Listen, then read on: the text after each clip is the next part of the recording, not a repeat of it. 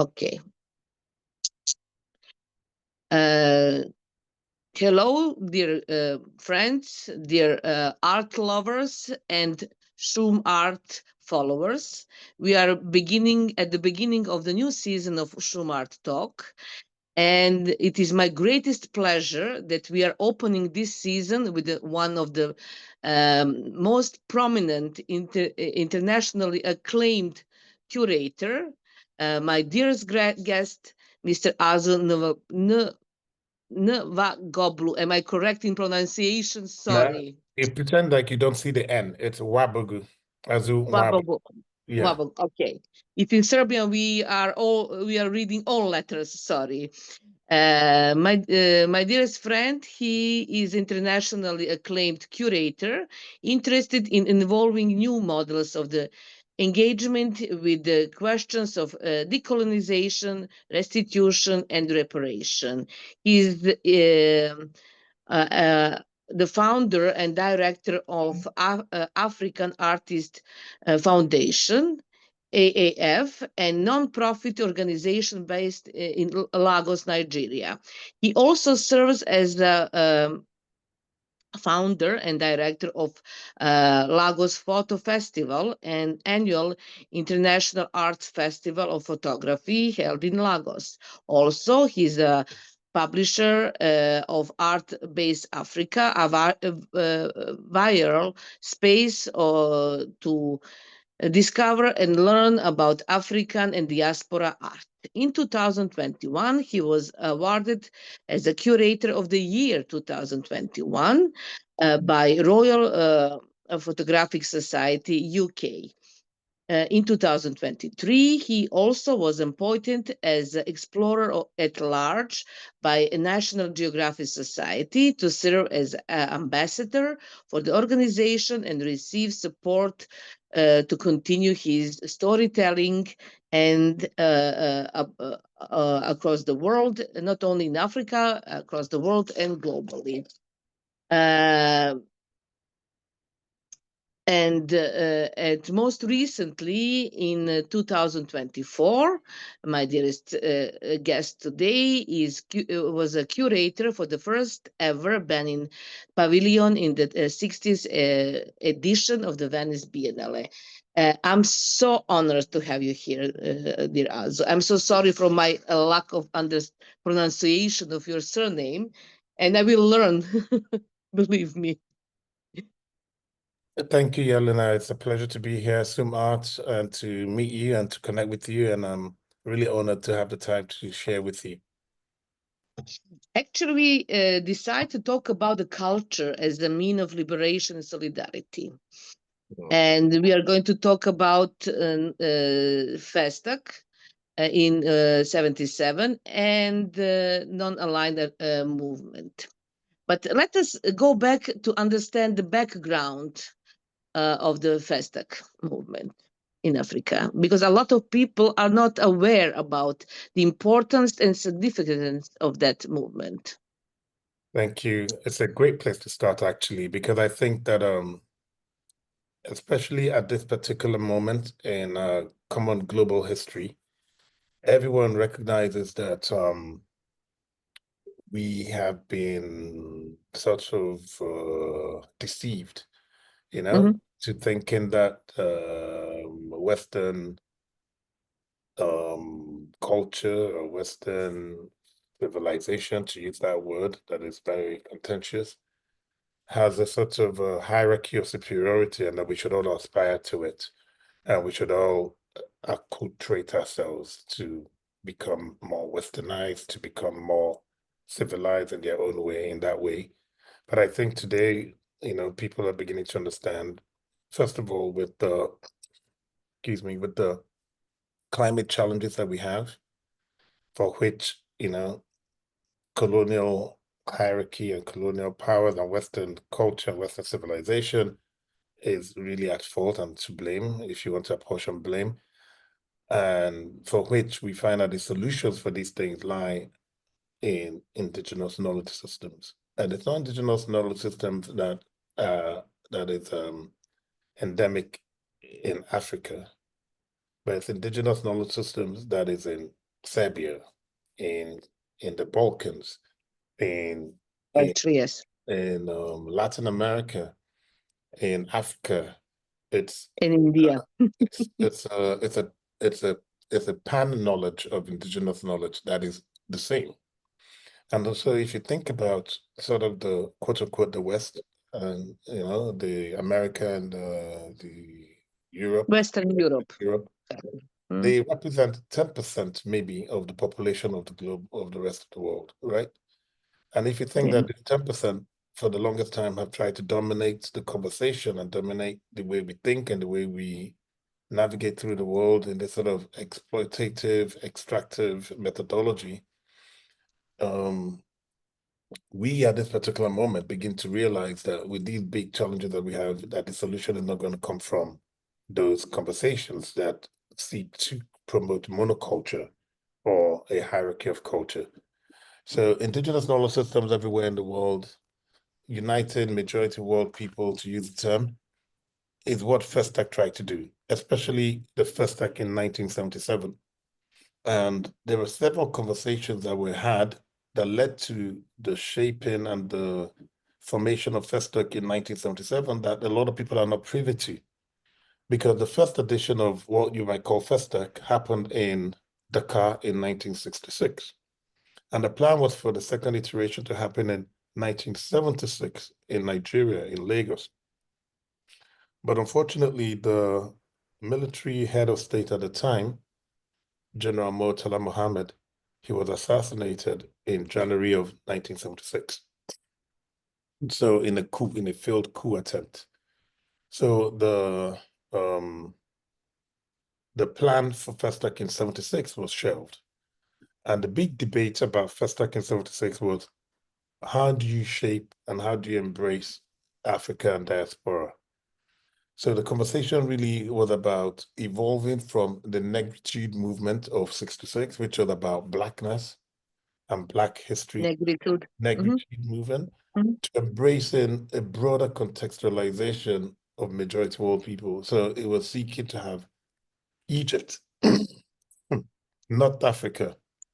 In fact, the Balkans were invited to be part of it. We wanted, first was that it was former Yugoslavia, for people to understand what is Yugoslavia. To put it more accurately, Yugoslavia and Africa had an incredibly strong relationship. Marshal Tito traveled across Africa with a lot of enthusiasm and energy and humility, not to teach us anything in Africa, but to share. Actually, sorry, may I add something? Yes, the first ever real African museum, not colonial African museum, which we have in America, is established in Belgrade with the gifts that Marshal Tito received from African people from all of his trips. And the African Museum is still one of the best museums that we have in Belgrade. And it's very important the museum like other museums all over the world, that we are taking the cultural heritage from other countries and bringing to our country, and to say, okay, we have a continuity of a civilization and knowledge. But it was created with the gifts. And it's very, very, very important to understand the role of Africa from the 60s and to the 70s up to the FESTAC of the 1977. Okay. Thank you for sharing that. Excuse me. Thank you for sharing that very important bit of information. You know, the idea of gifting. One of my big brother here in Kumasi in Ghana, Professor Karikacha, who's the architect of and the founder of the Black Star Movement Artistic Art Collective here in Ghana, where I am at the moment. I'm actually going to see Kari in a few hours this afternoon in Kumasi. I'm flying up there to go visit him. But Kari has developed this idea of gifting and as a form of artistic transformation. And so the non-aligned movement, or Marshall Tito's museum, the museum that is in Belgrade that I have never visited, I'm desperate to go visit it. It's really You're more than welcome. Yeah, it's really something that I'm excited to go see, because I think that in terms of the chronology of thinking about the museum of the 21st century, the idea of gifting and cultural exchange without hierarchy. When the thing about a gift is, if I give you a gift, you want to give me something, not to match it or to make sure But from the heart. from But the from heart. the heart. You're not obliged. It's a moral. It comes from the heart. It's not a. It's not It doesn't come from a hierarchy. It comes from respect, Exactly. from recognition, from mutual, feeling. And so I'm interested in those notions of gifting and how we can think about a gift as an artwork. And I suppose that museum located in Belgrade, which I've never visited, will be very interesting for my research, thinking about FESTAC in 2027, where FESTAC will celebrate 50 years of its since its celebration in Lagos in Nigeria. Yes. Yeah. So let's go back again about this idea of negritude and Pan-Africanism. For people who doesn't understand the framework, how everything started, why I'm bringing you back, because it's very important to understand the foundation of everything and what you are going to do in 2027. So, the negritude movement was led by, till this day in Africa, there is a kind of divide between Francophone Africa and Anglophone Africa, obviously around language, but also around the way Francophone Africa and Anglophone Africa were acculturated, So the French, had a very thorough approach to acculturating the colonies. So if you look at a lot of the Francophone African countries till this day, they still use what they call the CFA, Yeah. it's their benchmark, even though there's no French franc, but they benchmark their currency against the French franc. Till this day, these Francophone African countries are beholden to France. And all over Africa, we're taking a lot of inspiration from Ibrahim Traore, the leader of Burkina Faso, who, in the spirit of Thomas Sankara, is shaking off those colonial shackles, not just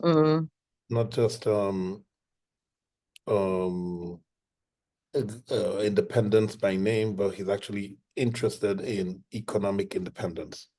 And so, and I think the lines were drawn before around colonial, around in the 60s when African countries were fighting for independence, the nature of independence, what it means, how do we shape independence, what will independence look like for France, for Togo, for Benin, for Senegal, and what would independence look like for Ghana?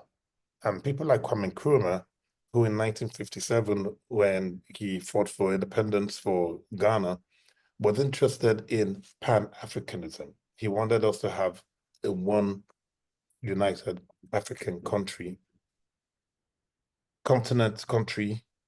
that would be able to resist imperialism. Was aware that you might be given independence, but there's a risk of indirect rule.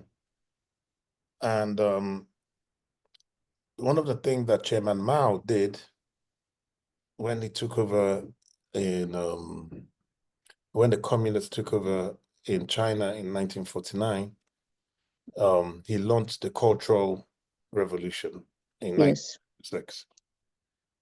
and it was a disastrous campaign with a lot of iconoclasm and a lot of destruction and a lot of destruction of the icons and a lot of failed ideas. But the theoretical premise of it was valid. And that's why it was able to land to an extent. The execution and the use of it and the way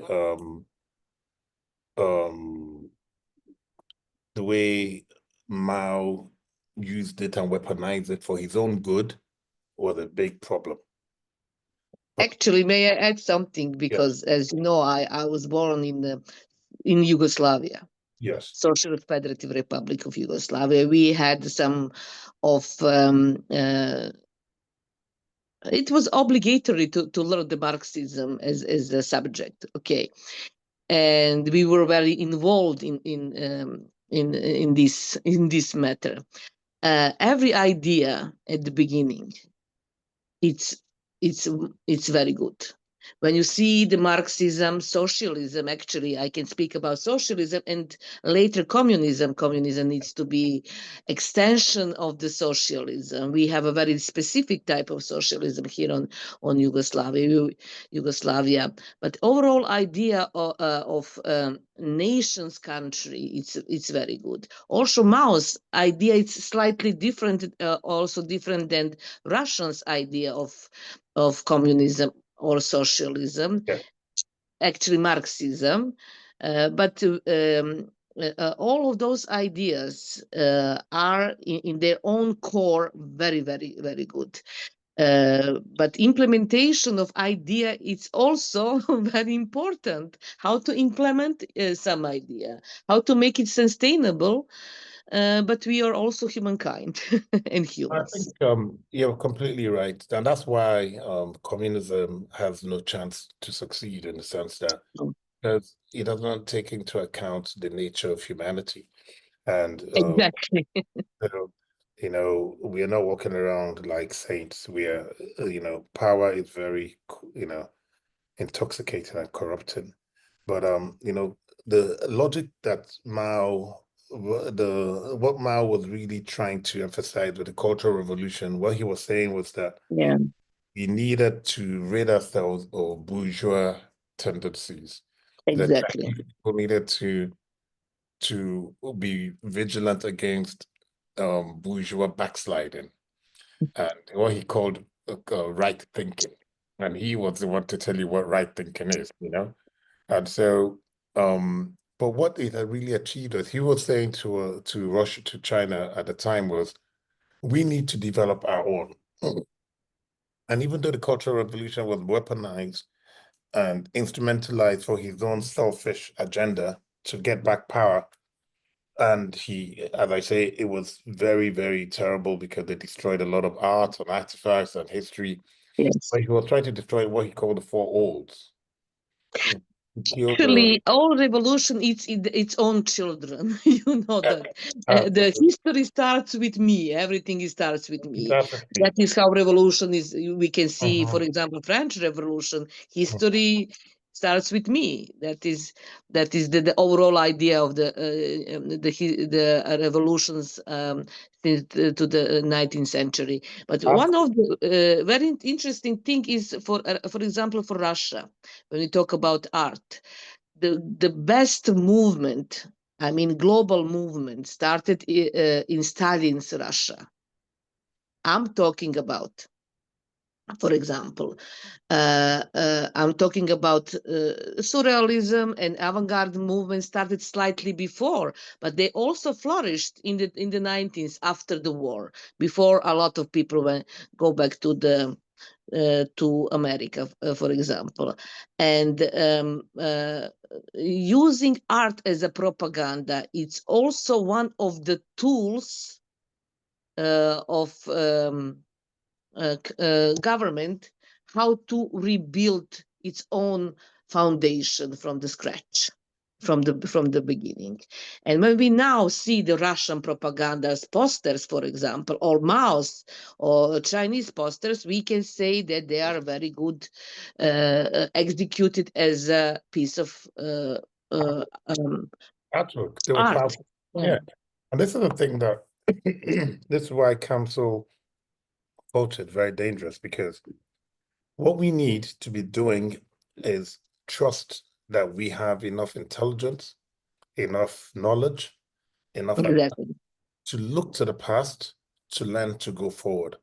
So you look at things like, I am a big fan of, Mao's, the culture, the big character posters that they designed, that they used to propagandize the Great Leap Forward, the Cultural Revolution. I thought they were incredible. They're really works of art.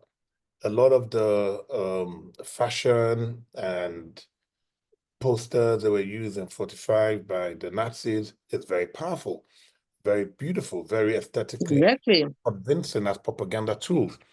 It's not a scandal to say the truth, but it's not. We're not kowtowing, or we're not venerating the system. We're just saying that we can look at this poster and say this poster is aesthetically convincing as a propaganda tool. If we begin to refuse to look at them and appreciate what they're doing, when they pop up again in a new version, in a new form, in the 21st century, we won't recognize it. We'll just say, oh, this is so new and so fresh. But it's not. It's a remix of what was done 70 years ago, 80 years ago. So this is why we need to learn to trust that we have enough intelligence to look, to see, to observe, to, to engage with history. And that's why I think that the most powerful thing we need to be doing as curators and as artists and as thinkers in the 21st century is to be broad in our knowledge, broad in our thinking, to then look back at the archive, because the archive is a wonderful resource for us. So yes. Actually, planet Earth civilization, we can look at the planet Earth as a cultural archive. We just need to unlock the hidden potentials that we have. When we talk about contemporary or modern art, we are always referring to the Western art, which is okay. But don't forget, that is why I stated about the Russian art before and after the Russian Revolution. We are talking about Kandinsky, Malevich. Don't forget that Le Corbusier was working in Stalin's Russia as well. A lot of prominent so-called founding fathers of the 20th century, 21st century in art were deeply, deeply involved with the Russians, communist Marxism. A lot of them moved from Russia to the US, and they just brought and brought the knowledge to America. The knowledge to America, and America absorbed it, and they call it Western art. Which is not, originally it's not Lisitsky, it's a Russian. Yeah, this brings me to the second question about FESTAC that I wanted to really highlight, the thematic idea of FESTAC, which is hosting.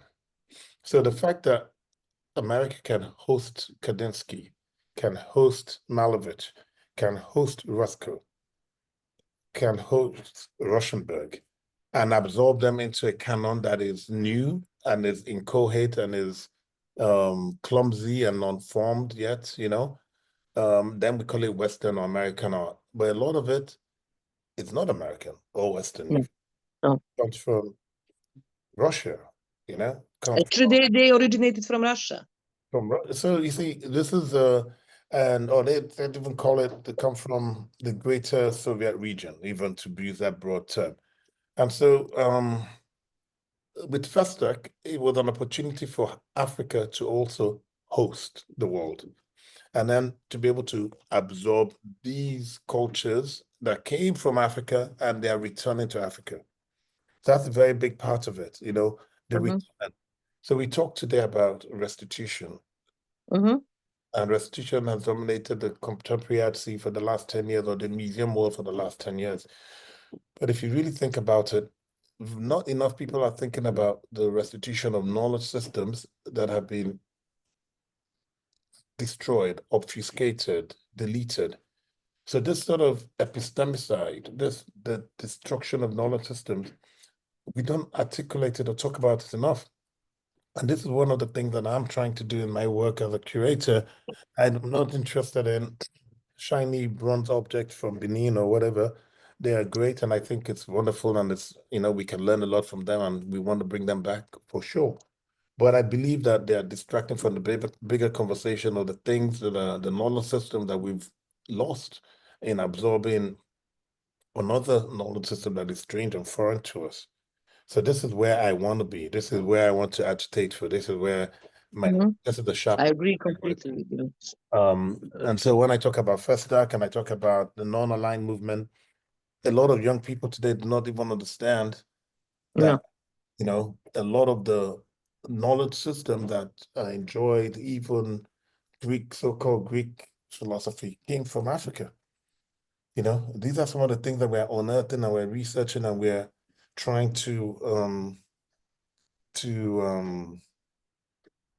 not even promote, we're trying to understand, we're trying to get back to, because I think that restitution is a much deeper conversation than talking about returning 20 objects or celebrating the return of,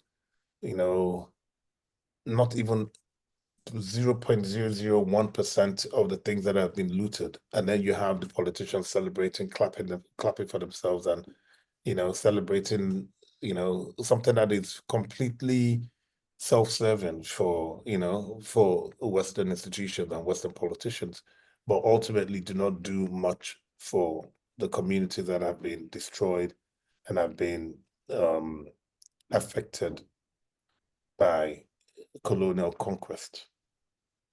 Actually, it's very important to educate young people about the colonialism. The both of us, we are similar age. We know, we understand, we learned about that in the schools. But young generation, especially generations from the end of the 20th and the beginning of 21st century, they think that everything is up to date and everything is modern, contemporary, must to have, be whatever, trendy, whatever. It is related to America. Actually, America, it's a conglomerate of different cultures and different approaches. And America can observe, but it cannot produce original. Actually, when you think about Americans, you can see some part of individualism, individual people who are very good as artists, but they have own background. But as a movement, as especially artistic movement, when I said, for example, avant-garde movement, it was a movement in Europe. It was a huge movement of different, it was arose from a different part of Europe spontaneously, like mushrooms, But it's very important to understand that Africa is the cradle of civilization. We know that I just listened something related to archaeology, which is also very important to understand the backgrounds of all backgrounds. And it was one of the podcast here in Belgrade, and one very important team. They were working with the Max Planck Institute, and they found new species, which is from Africa on the Balkan, nearby Belgrade. Completely new species. It's African species. And also, the people need to understand, when we talk about Africa, we talk about our mother Africa, our mama Africa, what we are, whatever. But the culture, the art and everything started there. And when we talk about art, and we are talking about ancestral knowledge, we talk about also, it's beliefs, not religion. Religion is related to mostly to the beginning of the religion started mostly at the Europe, later on. But we can talk about symbolism, signs, significance of human understanding of the world. And that is Africa. It's very important. I think that symbolism is the most powerful thing that we can have in the contemporary world today. Whether Yes. it's music, whether it's through visual art, whether it's through culture, I genuinely believe that that is where we need to be looking at symbolism, because it's a universal code, Yes. something that anyone that pays attention can decode, can look and learn from. And it's a way, and you talk about, Stalin's Russia, and as horrible as Stalin was, and as, his regime Yes. produced some of the most powerful literature that the world enjoys today. And that's Exactly. that we're looking, what I'm trying to say is essentially that we're in a period of massive dystopia. That is to say, the thing about dystopia is that when you're living in it and everyone is awake to it and everyone is clearly on, there's no veil, we are aware that it's the jungle that we have to fight, we have to save ourselves, right? Then we begin to find solutions. The brave ones among us begin to write great books. The artists begin to find symbolism to communicate. The musicians find ways to create jazz, to create abstraction in music so that we can connect. The painters, the art just elevates itself because art must come from dystopia. Art comes from difficult situations. And I think today, when we look at things that are happening in Gaza, we're looking at the Western complicity in what is clearly a genocide. And it's, all the leading experts of genocide have defined it as such. The ICJ have called for prosecution, the United Nations, the World Bank, not World Bank, forget the World Bank, I mean the World Health Organization. All of these institutions are calling for a ceasefire so that people can get treatment and help. Exactly. But the Western powers are complicit in enabling the situation. So we, majority world people who looked up to the West and thought somehow they were morally superior and intellectually superior, we are sort of, the bell is ringing in our ear, and we're like, now we know that, we have to save ourselves. Now we know we need new forms of alliances. Now we know we need new intellectual and moral frameworks to guide us, because we cannot rely on these guys, because clearly there is a moral dissonance and moral hypocrisy that we're witnessing. You see the situation in Ukraine, and you see the situation in Gaza, and then for us in the rest of the world, we are no longer deceived. We realize that this is a complete support of colonialism by colonizers. And so Actually, it is. it is, and then you look at Donald Trump, for example, welcoming healthy looking white refugees who are not even farmers to America, and saying that there's a genocide of white South Africans, when there's, without even any kind of document or legal framework for calling it genocide. There's no genocide in South Africa. But at the same time, we're witnessing a proper genocide that is not even. Actually, we understand what happened in South Africa decades ago. We remember those. Yeah. And You we and know back decades those, ago who yeah, supported South Africa. exactly. Zambia supported South Africa. Um, About apartheid and everything else. Yeah. So we need to be awake to these scenarios. We really need to be awake to these scenarios. Actually, let us go back to the FESTAC 77 and to see see the base and what is the core output of the FESTAC 177 and on what we can rely to the FESTAC 2027. One of the core outputs of FESTAC 77 is the formation and the creation of CBAC, Center for Black African Art and Culture and Civilization, that was launched after FESTAC, and it's an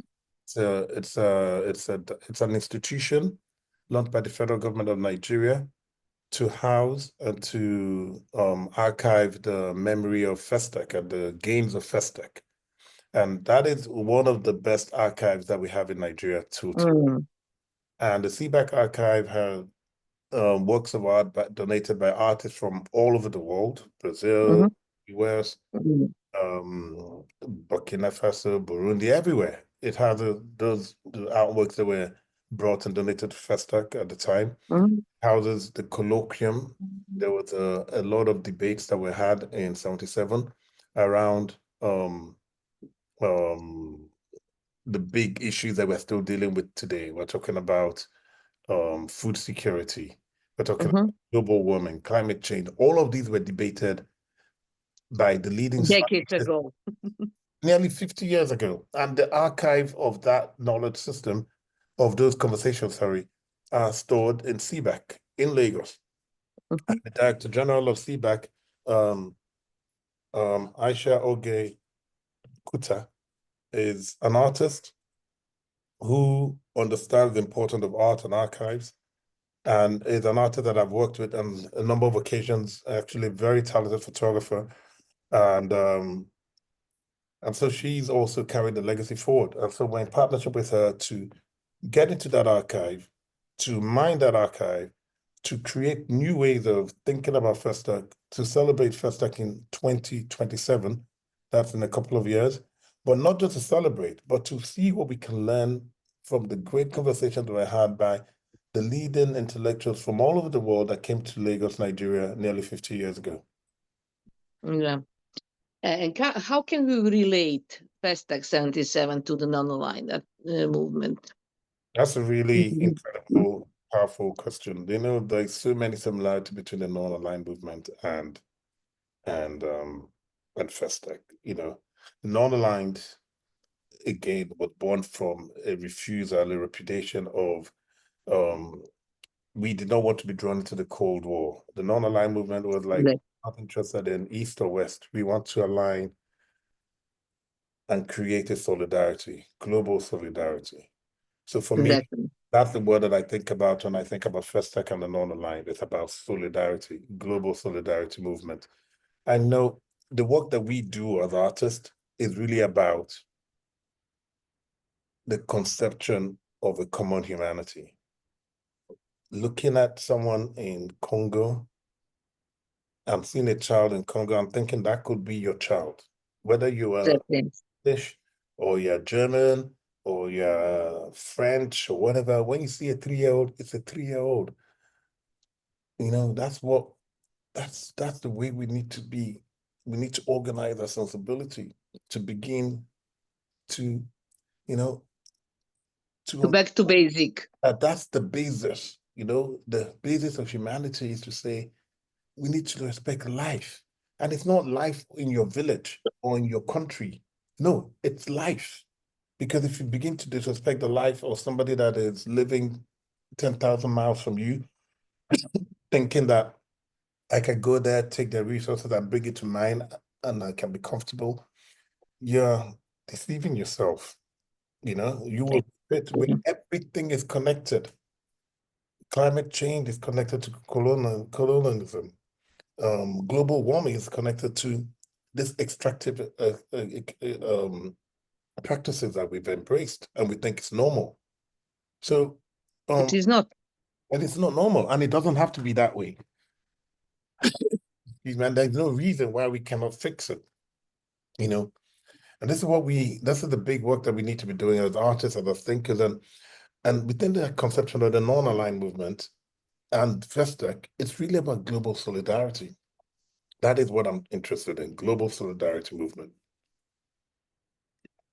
Actually, I was not involved, but I remember the last one in Belgrade in 1989, before everything started here in Yugoslavia.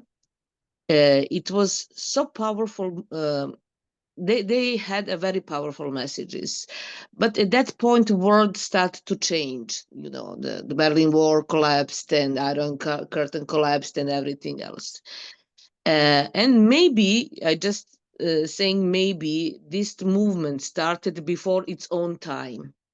You know, maybe the overall conditions, it wasn't structurally good, but the movement was very good, and it was aligned with the very prominent and very powerful and strong leaderships. You know, that is why it was very sustainable until they lived. Okay, after that something happened with this, with the humanity, and humanity start doing its opposite. We start using as much as we can technology without using our intellectual skills. We That's a didn't great, use. that's a really great idea. What you just highlight there, maybe it came before its time. But Yeah. I think that I'm of the opinion that an idea doesn't ever really come before its time. What happens is, yes, in a sense, it comes before its time because the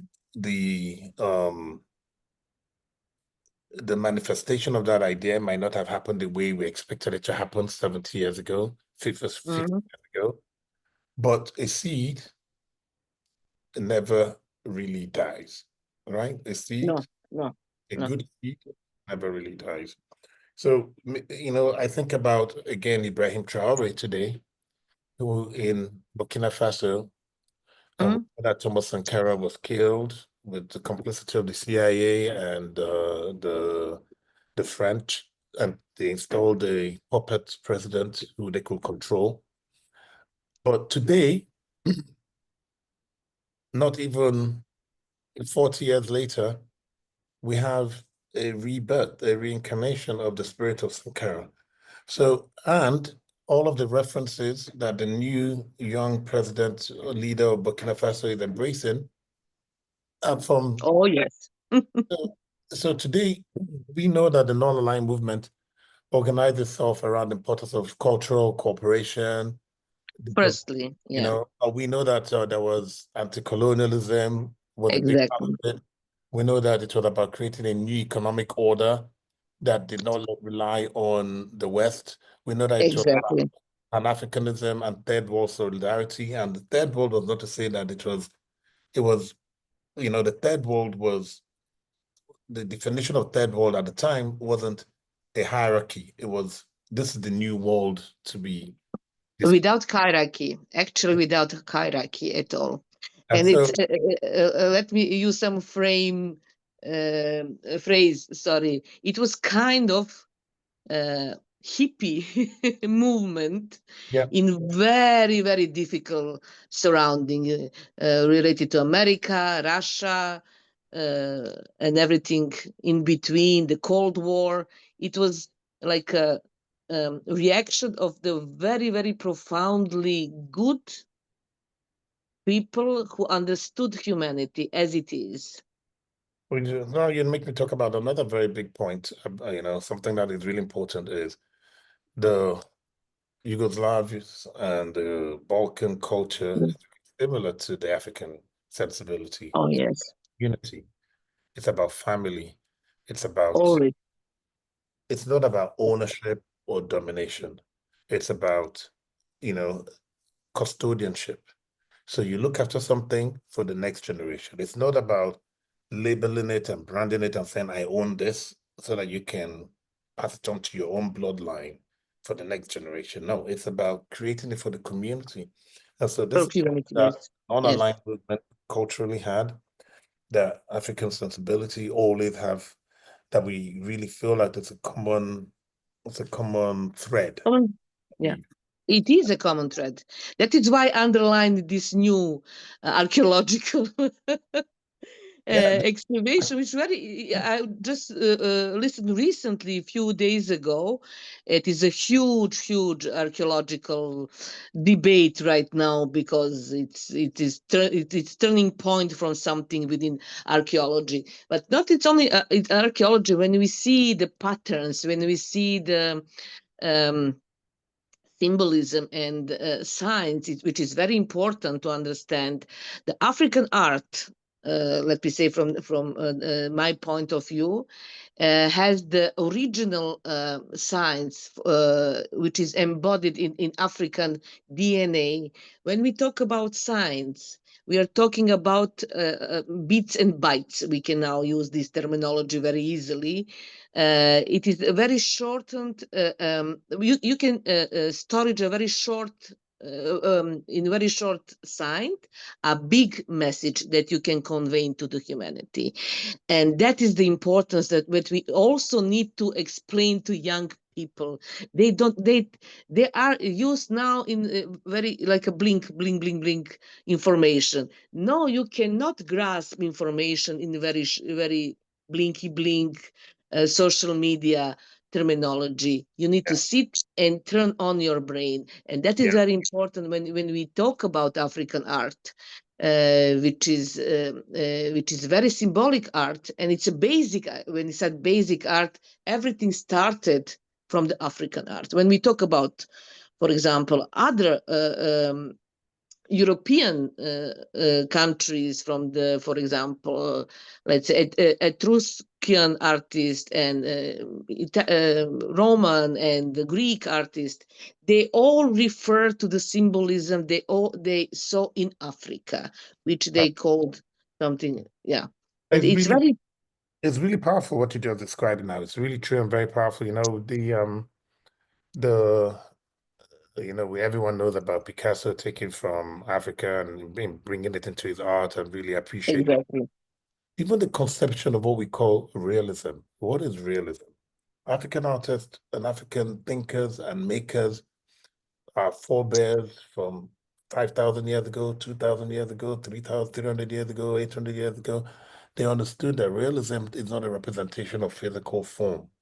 It's a representation of a deeper understanding of a human being, so exactly able to exactly create forms that expanded the dimension of personality of the human. And so there is but we today you also highlight the young people today consuming bite-sized information. I also feel like if we have to meet them halfway. We can hmm be saying, well, you need to go and learn to read books like we did. You need to stay with a problem. they will not They will actually. not. So we have to find a way to meet them halfway to entice them. So if you look at AAF Lagos now, hmm we have a brilliant young curator who's working with us, and he's curating the page for the foundation on AAF_Lagos on Instagram. But what we did was we sat with him and gave him enough material, condensed on project that we launched called Dig Where You Stand. It's really a new project that I developed in 2021 as a way of connecting Africa with its various diasporas in the spirit of FESTAC and the non-aligned movement. And Dig Where You Stand really embodies this global solidarity movement where we begin to share in community style these underground Yes. works of knowledge systems, right? And I explained this to the curatorial team. I explained it and I gave really abstract text, short abstract form text to Brooke, who is the curator of the social media platform. And he studied it and we discussed it and we talk about it. And now he's curating the page magnificently and creating Really. size information on AF Lagos. I'm not big on Instagram because, I don't even have it on my phone. I have it on my laptop.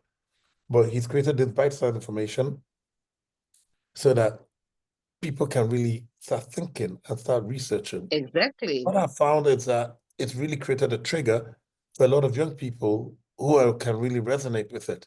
So beyond the likes or whatever that you have with the page, on Instagram. But what you have is that we observe that each time we have a post that really talks about these epistemicide or knowledge systems, we find that 500 people have forwarded it or shared it. So that's not just the likes and the people who consume it, but they've shared it with their own network. 600 people, 800 people, 100 people. So that's really creating a kind of online community. So we cannot keep dismissing the young people to say, well, they're like this, they're like that. Okay, how can we reach them? So, through this methodology, I found out we've been able to connect with them, and it's really working quite well. So I'm excited. And that is good because we can use, which you are already doing that, these new platforms as a showcase of the very, very, very interesting, very important to understand how properly use these new platforms, which we all are trying to understand, to embody our knowledge, our way of understanding, and new technology, which is okay. I'm not against the technology. But for example, you just mentioned how African people understand the human being itself. It's very important to underline what is the emblem of the FESTAC 77. It's very important for people to understand this mask, which is very powerful and very good. Well, I'm really looking forward to our collaboration going forward, and I also believe that in the spirit of collaboration, that I work with people from the Balkans, people from Yugoslavia. I want to just use the word Yugoslavia. We still use the word terminology of Yugoslavia. Yes, we are on the Balkan, but the Balkan can be a geographical. One of my cultural partners is from Croatia, and we work together. We've developed a project around the non-aligned as well. So Marina Paulenka and we've been doing some research on it. And you and I, we've been talking for the last, I don't know, a year and a bit, and over a year now. So Jelena, Jelena, of course, Jelena. Really, really a big pleasure to have this time with you. And this is just the first part of a long series of conversation we're going to have, not only on this platform, this sort of platform, but I'm looking forward to thinking about exhibition with you, thinking about publication with you, thinking about Can you say something about we are thinking and what we are going to launch very, very soon? Oh, yes. Okay. We are looking forward to a new collaboration together around online movement and FESTAC. And hopefully we will have an exhibition and a publication, which is really important because the publication is an archive, and an archive that we let's say we are, I've always said, and I love to think about the archive as something that is phenomenologically radioactive. That is to say, you change it and it changes you. Your interaction with the archive creates a new phenomenon, creates a new sensation, a new history, a new knowledge, a new understanding of cosmos, a new understanding of humanity, of us, of the way we navigate. So we will interact with the archive of FESTAC. The archive non-aligned in Belgrade. The archive of the non-aligned in Montenegro, because there are some. The archive of the non-aligned in Croatia. In Zagreb, there is in Zagreb. And the archive of the non-aligned in Lagos, which is through the FESTAC archive at CBAC, and produce a new monograph that we can celebrate and we can think of as a memento for the future, an artifact of our time for the people that are coming after us to engage with. So I'm excited about that. Me too. I know that you are very, very occupied and busy, and then you have another meeting. It was a great pleasure to have you. We can talk maybe 2 or 3 hours. We can talk for 2 days. Or 2 days. But thank you for this very, very inspirational conversation. Thank you so We much. just open a very, very small amount of things that we are going to do and Yes. that we are going to elaborate and help young people to understand. And thank you. Actually, I have a tons and tons of new ideas that we are going to discuss I'm later on. excited to work with you on these ideas and to bring them to pass. I've been conceiving these. I've been thinking about FESTAC and the non-aligned, and then thinking about the Balkans, Yugoslavia, and Africa for the longest time. So I'm obsessed with that knowledge system. I'm obsessed with those histories. I'm obsessed with the ways that we can find solidarity and new Exactly. because we see that the old ways are crumbling around us. The materialism of the 20th century, the individualism of the 20th century is failing us. So we need to embrace a new spiritual approach that brings Yes. knowledge With system, new methodology, with new approach, that does completely not create hierarchy or does not delete without hierarchy at diminish. all. We don't want to diminish any form of knowledge, but we want to bring them into conversation and to interrogate them and to make it work for us, for the collective, not for the individual. Not for individual. Yes, I agree completely. Thank you so much. Have a great day today, and looking forward for maybe our next talk, maybe when we decide to have something to share with our audience. Thank you so much. Have a great day. Have a great day. Thanks.